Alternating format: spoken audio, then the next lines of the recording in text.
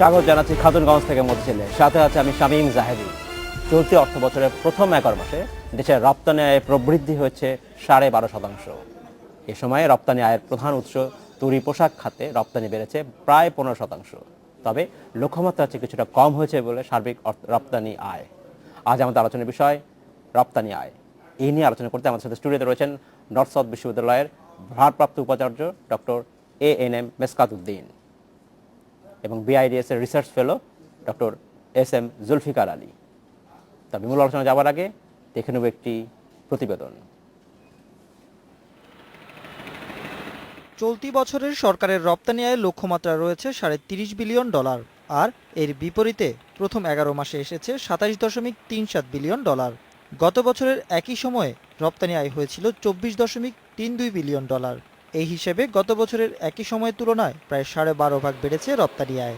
যদিও লক্ষ্যমাত্রার চেয়ে কিছুটা কম হয়েছে রপ্তানি আয়, তবে অর্থবছর শেষে রপ্তানি আয়ের লক্ষ্যমাত্রা অর্জন সম্ভব বলে মনে করেন অর্থনীতিবিদরা। আমরা যেভাবে চলছি তাতে 30 বিলিয়নের যে লক্ষ্যমাত্রা সেটা কিন্তু অর্জিত হয়ে যাবে জুন মাসের ডেটা যখন চলে আসবে। অর্থবছরের 11 মাসে তৈরি পোশাক থেকে রপ্তানি আয় এসেছে $22.17 বিলিয়ন। এই সময়ে পোশাক খাতে রপ্তানি প্রবৃদ্ধি প্রায় 15%।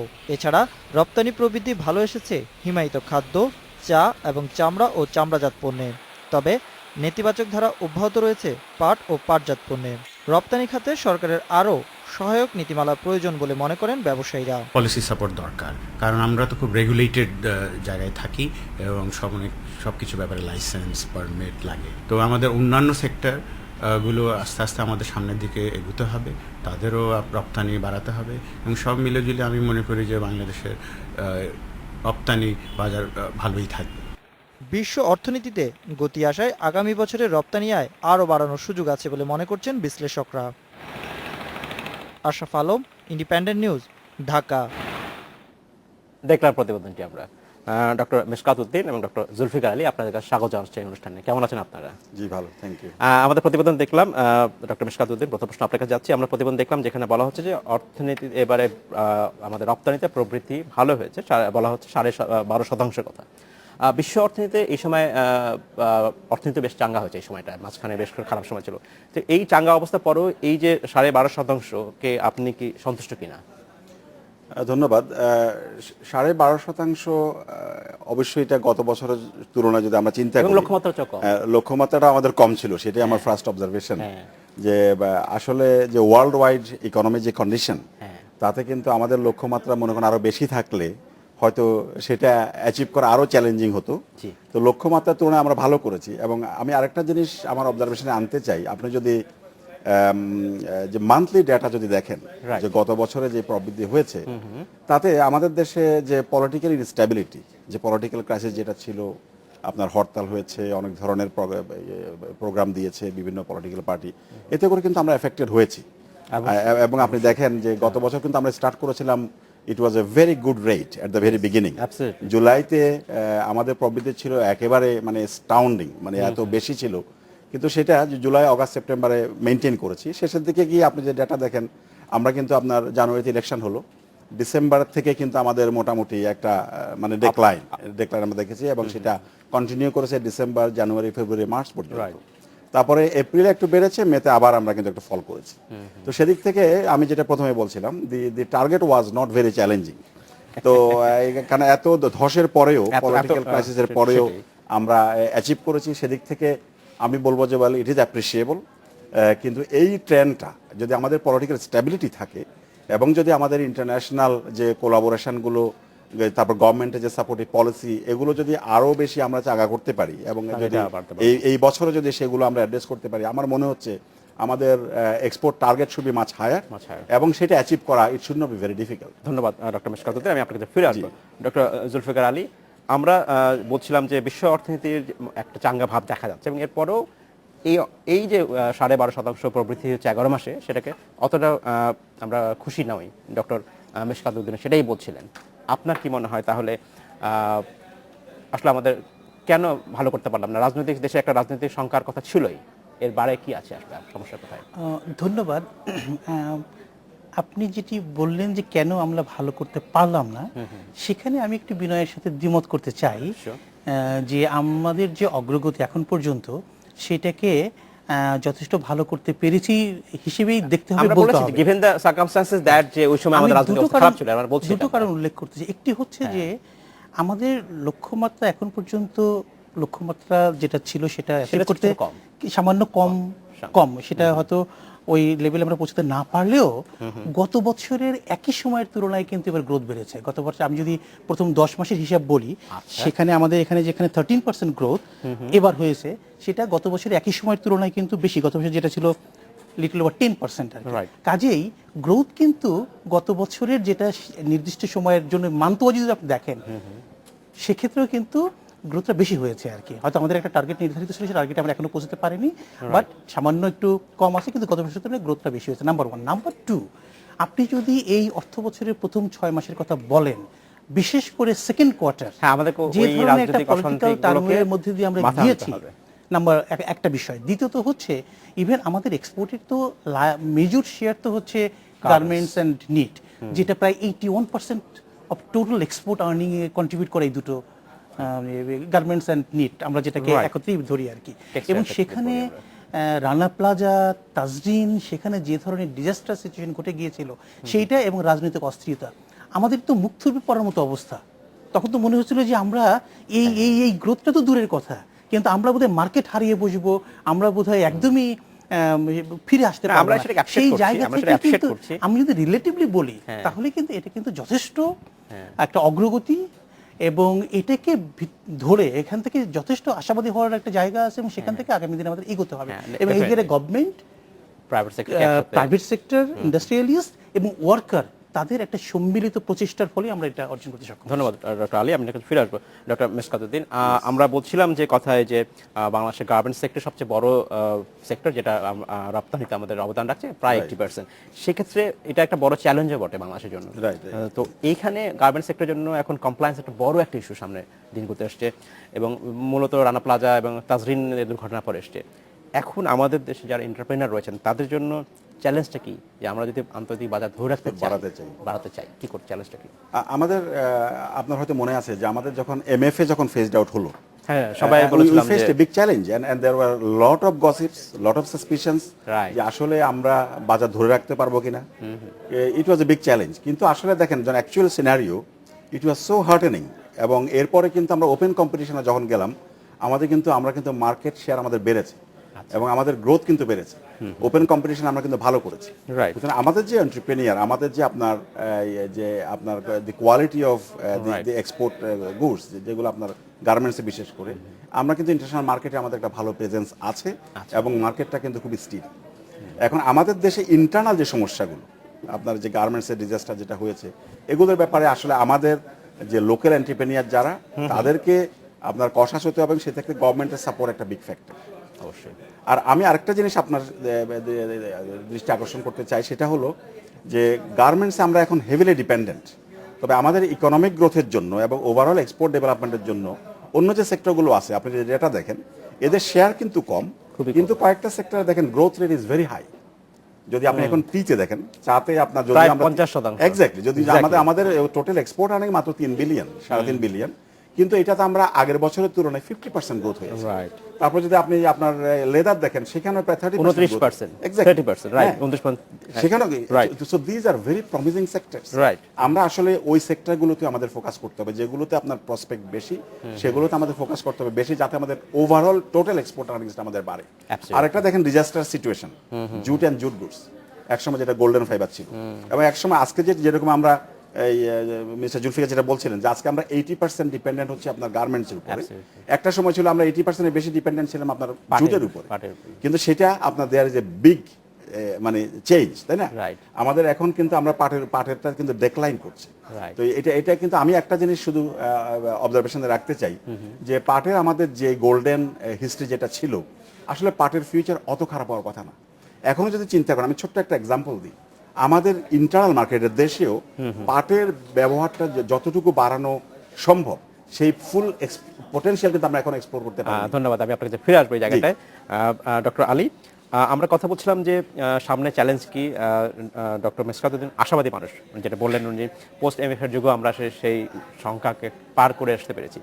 আপনার কি মনে হয় যে আমাদের যে চ্যালেঞ্জটা রয়েছে বিশেষ করে হচ্ছে প্রাইভেট সেক্টরের কাছে, তারা কি করে পণ্যের দাম বাড়াতে পারবে এক্সপোর্টের ক্ষেত্রে?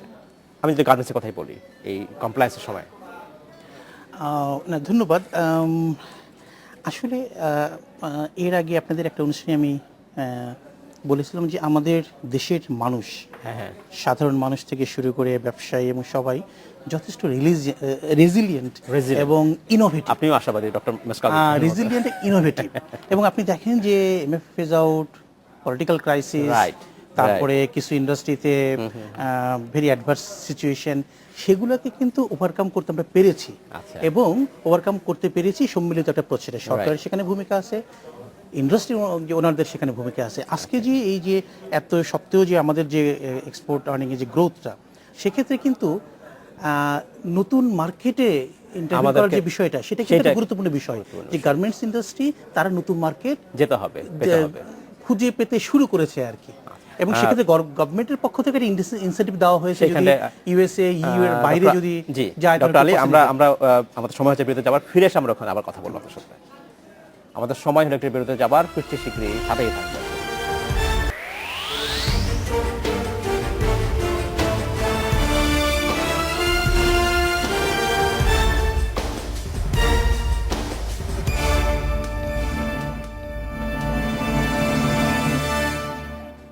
স্বাগত আরেকবার খাতুনগঞ্জ থেকে মধ্যে।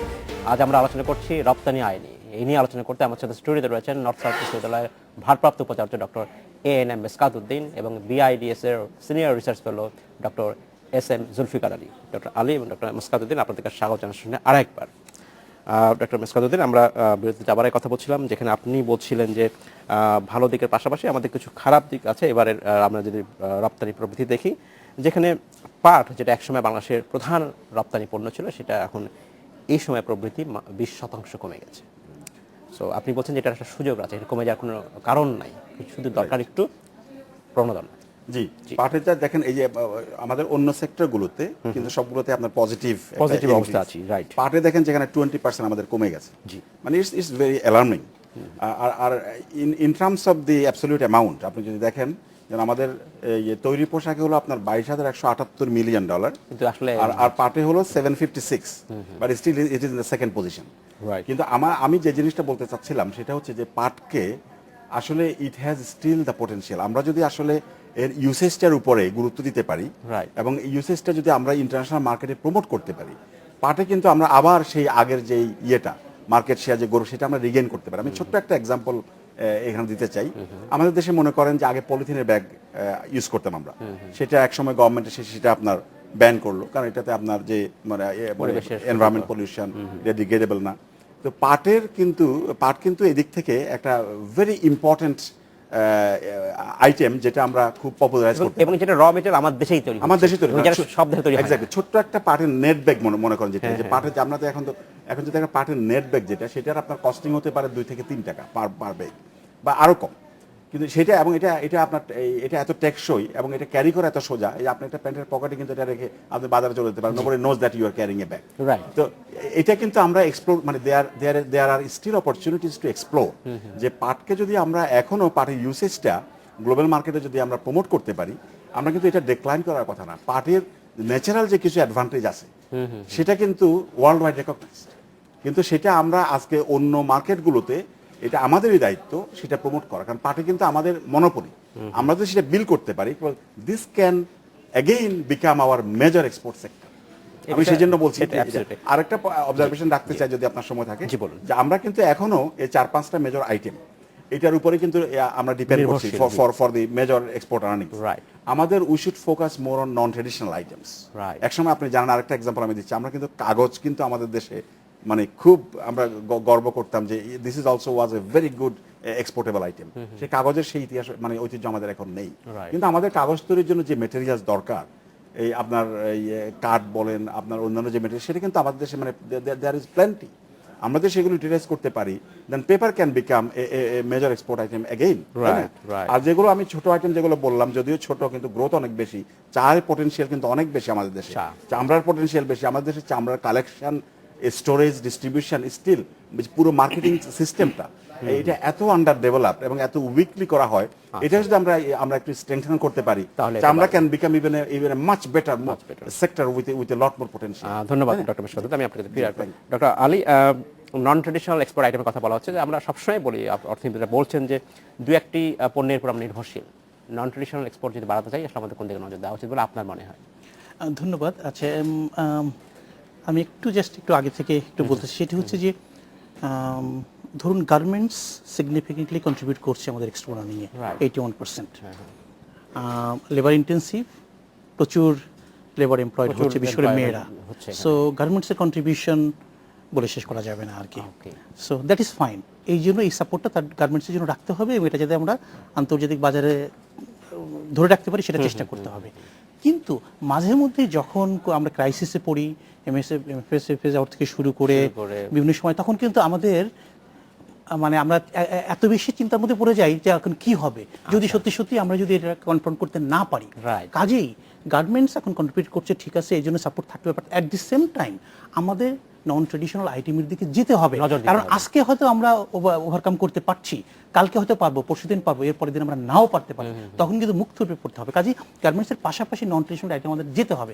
সেই জায়গাটায় যেমন গার্মেন্টস নতুন মার্কেট খুঁজছে, আমার মনে হয় এর পাশাপাশি আমাদের অন্য প্রোডাক্টের জন্য আমাদের দেখতে হবে যে কোন প্রোডাক্টে আমাদের কম্পারেটিভ অ্যাডভান্টেজ আছে। উনি যথার্থই বলেছেন জুট গুডস এবং পেপার এবং অন্যান্য বিষয়, কোন প্রোডাক্টে আমাদের কম্পারেটিভ অ্যাডভান্টেজ আছে এবং সেগুলোর মার্কেট কোথায় এবং মার্কেট কি ধরনের প্রোডাক্ট ডিমান্ড করছে, সেটা নিয়ে এসে আমাদের ইভেন আমার কাছে মনে হয় একটার সাথে একটা রিলেটেড রিসার্চ অ্যান্ড ডেভেলপমেন্টেও আমাদের ইনভেস্ট করতে হবে, যে আমরা পাট থেকে কি ধরনের প্রোডাক্ট প্রডিউস করতে পারি যেটা আন্তর্জাতিক বাজার আছে। এবং আরেকটা বিষয় এগ্রো প্রসেসিং এবং এগ্রো, সেই জায়গাটা কিন্তু আমাদের হিউজ এগ্রিকালচার, সেখান থেকে কিন্তু আমরা, আপনি দেখেন যে আমাদের অনেক এগ্রিকালচারাল প্রোডাক্ট হয়তো হারভেস্টিং এর সময় ফার্মাররা প্রাইস পায় না, পচে যায়, স্টোরেজ ফ্যাসিলিটি নাই, আমরা অনেক দাম দিয়ে চিপস কিনে খাই, বাইরের চিপস, অথচ আমাদের আলু চাষিরা দাম পায় না আর কি। কাজে এই জায়গাগুলোতে আমাদের ইনভেস্ট করতে হবে, মার্কেট খুঁজতে হবে, এক্সপান্ড করতে হবে আমাদের এক্সপোর্ট। ধন্যবাদ ডক্টর মিশকাত। রিসার্চের কথা বলা হচ্ছে, গবেষণার কথা বলা হচ্ছে, এই জায়গাটা আমরা আসলেই দুর্বল এখানে, এবং সরকারি ফান্ড যথেষ্ট নয়। আমরা সবসময় সরকারের কাছে আশা করি, যে এখানে কি আপনার মনে হয় যে বেসরকারি উদ্যোক্তাদের এগিয়ে আসা উচিত কিনা, তারা আসলে কতটা সুবিধা নিতে পারে এখান থেকে?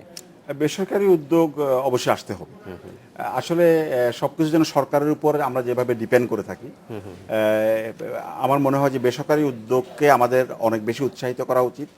আর আজকাল আমাদের দেশে কিন্তু প্রচুর রিসার্চ হচ্ছে, তাই না? আমরা অনেকগুলো যেমন পাটের এটা হচ্ছে এটা আমরা আবিষ্কার করেছি, ডক্টর মাসুদুল আলম, এরকম আমাদের বেশ কিছু কিন্তু নামকরা বিজ্ঞানী আমাদের দেশেই আছে। এবং এনারা কিন্তু নিজের উদ্যোগে, অনেকেই দেখবেন যে সরকারি সাপোর্ট ছাড়াও নিজের উদ্যোগেই অনেকে পার্সোনাল ইনভেস্টমেন্টে অনেক কিছু আপনার রিসার্চ এন্ড ইনোভেশন করার ক্ষেত্রে এগিয়ে আসছে। তো আমি মনে করি প্রাইভেট সেক্টরে এটা অবশ্যই এটাকে এনকারেজ করতে হবে। এবং প্রাইভেট সেক্টরে যেমন বাংলাদেশে আজকে আমরা কিন্তু একটা সময়, আমি এখন একটা প্রাইভেট ইউনিভার্সিটির সাথে জড়িত, আমরা কিন্তু একটা সময় চিন্তা করি না যে বাংলাদেশের প্রাইভেট ইউনিভার্সিটি কখনো যে সাকসেসফুলি রান করবে, কিন্তু এগুলো কিন্তু আজকাল প্রমাণিত হয়েছে যেগুলো সাকসেসফুলি রান করতে পারে। এই দেশে প্রাইভেট ইনিশিয়েটিভ আপনি যদি ওয়ার্ল্ডের অন্য জায়গায় দেখেন, we also have to look at examples from other part of the world. অন্য দেশেও কিন্তু আপনার প্রাইভেট ইনিশিয়েটিভে এই যে সাকসেসফুলি সবগুলো সেক্টরে কিন্তু লোকজন এগিয়ে আসছে। তাহলে আমরা পেছনে থাকবো কেন? আমাদের দেশে প্রচুর ট্যালেন্টস আছে, আমাদের দেশে সায়েন্টিফিক রিসার্চ হওয়ার স্কোপ আছে, সায়েন্টিস্ট আছে, এখন শুধুমাত্র পরিবেশটা ক্রিয়েট করা। এবং ধন্যবাদ ডক্টর মিশকাত উদ্দিন, ধন্যবাদ ডক্টর জুলফিকার আলী। সময় স্বল্পের জন্য আজকে আমাদের এখানে শেষ করতে হচ্ছে, নিশ্চয়ই ভবিষ্যতে আপনাদের সাথে আমরা আবার কথা বলবো। থ্যাংক ইউ, অনেক ধন্যবাদ। এই ছিল আজকের মতো খাতুনগঞ্জ থেকে মতো ছিল, আমাদের সাথেই থাকবেন, দেখা হবে আবার।